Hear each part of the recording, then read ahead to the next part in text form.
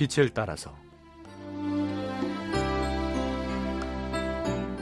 빛을 따라서 매주 화요일 이 시간에는 서대문교회 최종태 목사님께서 말씀 전하십니다.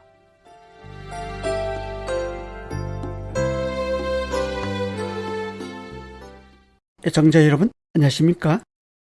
지난 시간에 이어 시험에 대해 계속 상고해 보겠습니다. 이번 시간은 믿음의 능력을 사용하라 란 주제로 은혜를 나누겠습니다. 에베소서 6장 16절에서 18절입니다. 모든 것 위에 믿음의 방패를 가지고 이로써 능히 악한 자의 모든 불화살을 소멸하고 구원의 투구와 성령의 검, 곧 하나님의 말씀을 가지라. 모든 기도와 간구를 하되 항상 성령 안에서 기도하고 이를 위하여 깨어 구하기를 항상 힘쓰며 여러 성도를 위하여 구하라. 지난 시간에는 에베소서 6장 10절에서 15절 말씀을 가지고 여러 가지 시험 가운데서 지금 우리에게 하나님의 능력이 필요한 세 가지 이유를 상고해 보았습니다. 그것은 곧 우리는 지금 전쟁터 한가운데 있기 때문입니다. 또한 우리는 방어할 준비가 되어 있지 않기 때문입니다. 그리고 우리는 전신갑주로 완전 무장해야 싸우고 지키며 물리칠 수 있기 때문입니다. 우리는 삶의 현장에서 여러 모양의 관계적인 어려움을 겪습니다. 분을 참지 못해서 화를 내고 갈등을 빚을 때가 얼마나 많습니까? 눈에 보이는 혈과 육으로 상대하면 답이 없습니다. 점점 더 진흙탕 속으로 빠져들어갈 뿐입니다. 진짜 적은 그 배후에 숨어있는 사단 마귀라는 사실을 알아야 합니다.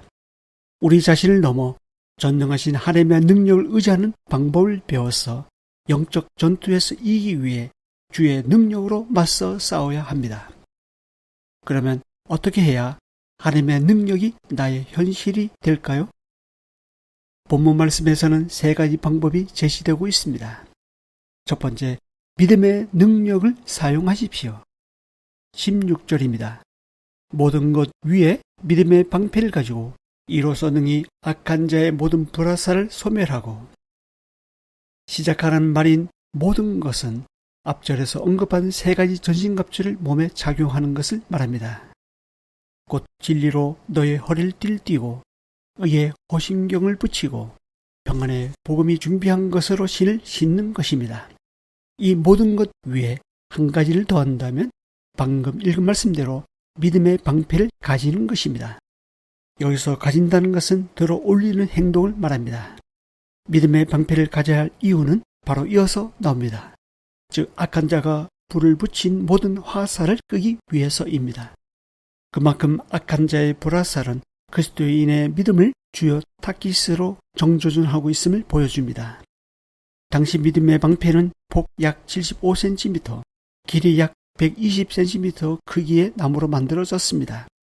그 나무의 방패에 가죽을 입혀 화살들이 박히도록 했습니다. 이 방패는 다른 갑옷의 부품들을 보호하는 역할도 합니다.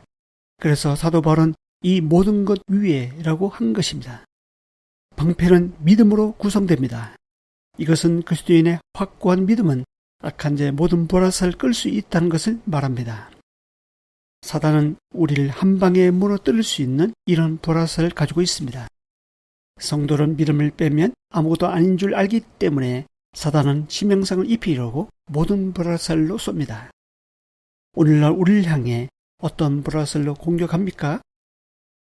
걱정과 염려란 불화살을 쏩니다. 불안과 의심이란 불화살을 쏩니다. 시기와 질투란 불화살을 쏩니다. 미움과 분노란 불화살을 쏩니다. 탐욕과 음란이란 불화살을 쏩니다. 만몬이란 불화살을 쏩니다. 달콤한 세상 문화와 악한 생각이란 불화살을 쏩니다. 무엇보다 내 자신을 높이려는 교만이란 불화살을 쏩니다. 이외에도 사단이 쏘는 불화살은 여러 가지입니다. 이러한 불화살을 맞으면 하나님이 작아 보이고 성령의 능력은 희미해집니다.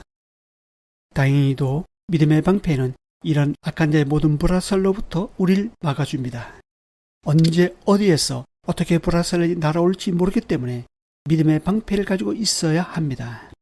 믿음의 방패는 마치 사드와 같습니다. 적의 모든 불화살을 무력화시킬 수 있는 적극적인 방어 수단입니다. 불안, 걱정, 염려, 시기, 질투, 의심, 분노, 교만, 탐욕, 만몬, 부정적인 생각이 올 때 이것이 사단이 쏘는 보라살이구나 라고 생각이 들면 얼른 믿음의 방패로 막아야 합니다. 이런 맥락에서 베드로는 베드로전서 1장 5절에서 믿음으로 말미암아 하나님의 능력으로 보하심을 받는다고 말하고 있습니다. 믿음의 방패가 사단의 모든 보라살로부터 보호해 줍니다. 이 믿음은 어디에서 올까요? 히브리서 12장 2절입니다. 믿음의 주요 또 온전하게 하신 이인 예수를 바라보자. 이 말씀에서 알 수 있듯이 믿음의 근원이시요 온전이신 예수를 바라볼 때 믿음이 옵니다. 믿음의 능력은 우리 안에서 만들어지는 것이 아닙니다. 예수를 바라볼 때 그리스도로부터 주어집니다. 그리스도를 전적으로 신뢰하는 것, 이것이 믿음의 능력입니다. 바울은 그의 말년에 나는 선한 싸움을 싸우고 믿음을 지켰으니 라고 말했습니다. 고난과 배고픔과 핍박에도 바울은 믿음을 지키는 일에 선한 싸움을 싸웠습니다. 믿음이 무너지면 앞서 준비한 하나님의 전신갑주 4가지가 쉽게 뚫립니다. 사단의 주요 표적은 성도의 믿음입니다. 믿음의 지명상을 입히면 아무 힘을 못 쓰기 때문입니다. 민수기 13장에 나오는 10명의 전장군들의 믿음은 자신들보다 강한 가나안 원주민들을 보았을 때 처참히 무너졌습니다. 반면 갈렙과 여호수아는 어떻습니까? 그들보다 더 강한 하나님을 믿음의 눈으로 바라봤습니다.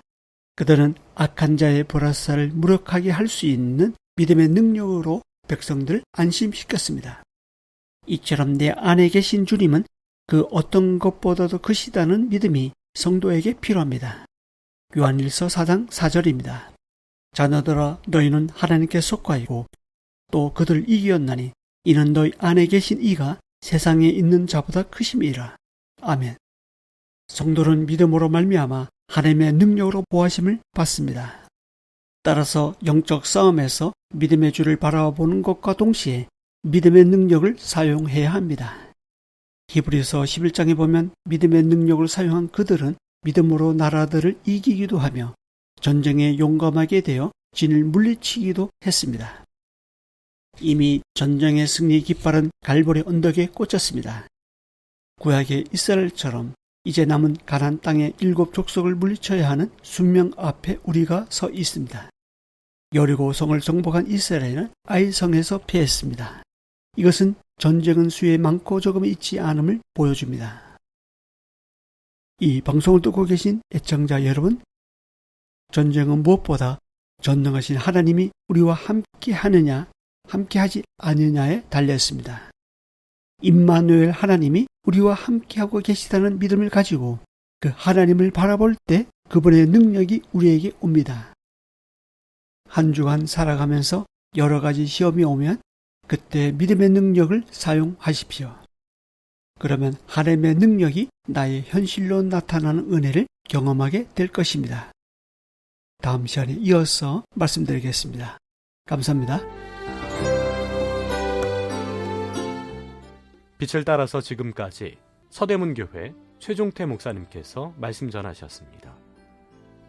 오늘 말씀 들으시고 신앙생활에 도움받기 원하시는 분들 지역번호 02-3141-5853 3141국에 5853번 서대문교회로 전화하시기 바랍니다.